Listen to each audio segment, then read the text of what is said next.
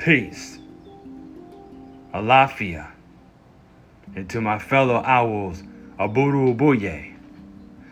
This is your brother, Baba Ifalowo, also known as Kepra Bata, an ancient wisdom keeper. Today we're going to talk about Orisha Oko, the guardian of the earth's fertility. Now, Orisha Oko is revered in Yoruba cosmology as the deity of agriculture, the spirit of the farm, and the provider of sustenance. His name Oko translates to farm or field. He also carries connotations of fertility and masculine generative power. In fact, he would be linked to what is called husbandry. If you break down the etymology of the word husband, it stems from a Norse word for master of the house and tiller of the soil. Orisha Oko governs cycles of planting, growth, and harvest, ensuring that the land remains fertile and productive. Farmers invoke him for blessings of rain, soil, vitality, and crop abundance. Now keep in mind that to the Yoruba people, who started out as mainly an agricultural people, Orisha Oko would be of the utmost importance. His symbol is the plow, or the oko, and the plow is identified with the male member. So women will go to him if they want children, whom he is also a protector of.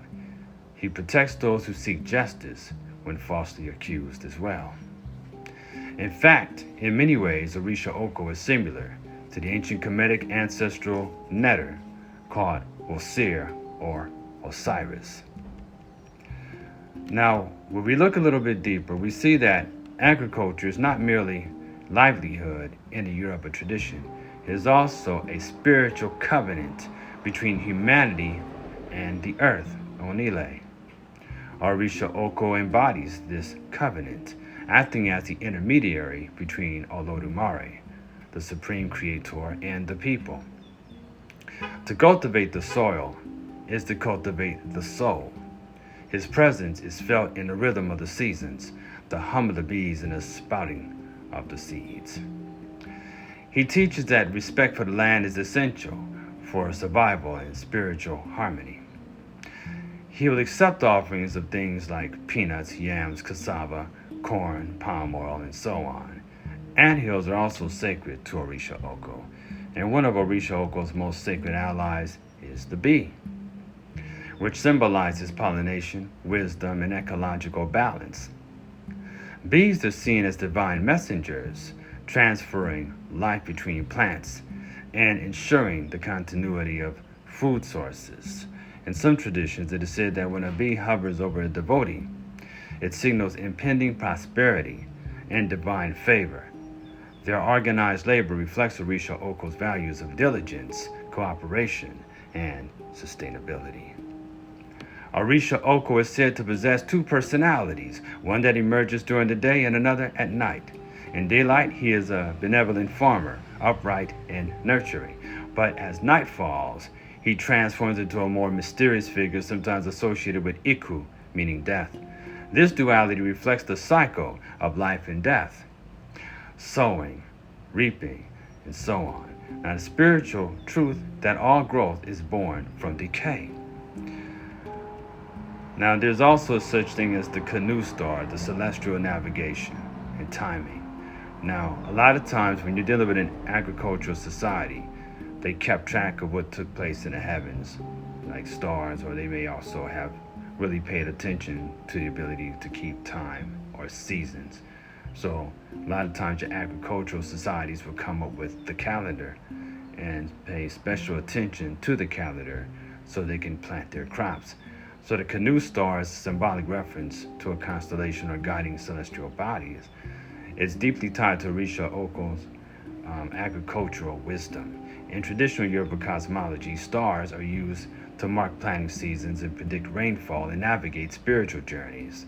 The canoe star in particular is believed to guide farmers and travelers alike, helping them align with the rhythms of nature and the divine calendar. The canoe itself is a powerful symbol in Yoruba and Afro-Caribbean traditions.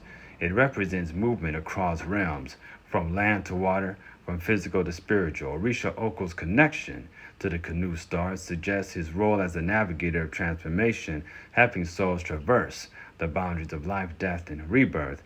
Just as the canoe glides across water, Orisha Oko guides humanity through the currents of existence. Now, Orisha Oko can also reveal hidden paths. Orisha Oko's colors are red and white, and is sometimes linked to Yamoja and Olokun, deities of water and the deep sea. Their relationship symbolizes the interdependence of land and water. Fertility cannot exist without moisture, and agriculture thrives only when the elements are in harmony. The canoe star may represent this union shining above both land and sea, reminding devotees of the cosmic balance required for abundance. In the sacred text of Odu Ifa, Orisha Oko appears in verses such as Iworibode and Ogbedi, which speaks of his pact with Olofi, a divine aspect of Olodumare, and these verses reveal his weariness from toiling endlessly to feed humanity, leading to a divine agreement that elevates his status. Through these Odu, we learn that agriculture is not just labor, it's a divine service, and Orisha Oko is its eternal steward. The Orisha Oko Festival is a celebration of Orisha Oko's gifts. Devotees offer yams, honey, and grains, perform dancing with farming tools, and they chant praises that echo through the fields. These rituals are not only acts of gratitude, they are spiritual recalibrations, aligning the community with the energies of growth, fertility, and cosmic timing. The canoe star is often invoked during these ceremonies as a celestial witness. Ultimately, Orisha Oko is more than a farmer. He is a cosmic architect, shaping the destiny of humanity through the soil. His connection to the canoe star reveals his role in planetary and cosmic consciousness, guiding us to live in harmony with nature, time, and spirit. Through him, we learn that every seed planted is a prayer, and every harvest a revelation, and every star a reminder of our place in the universe. Before I close entirely, I'm going to just go ahead and say this quick prayer to Orisha Oko.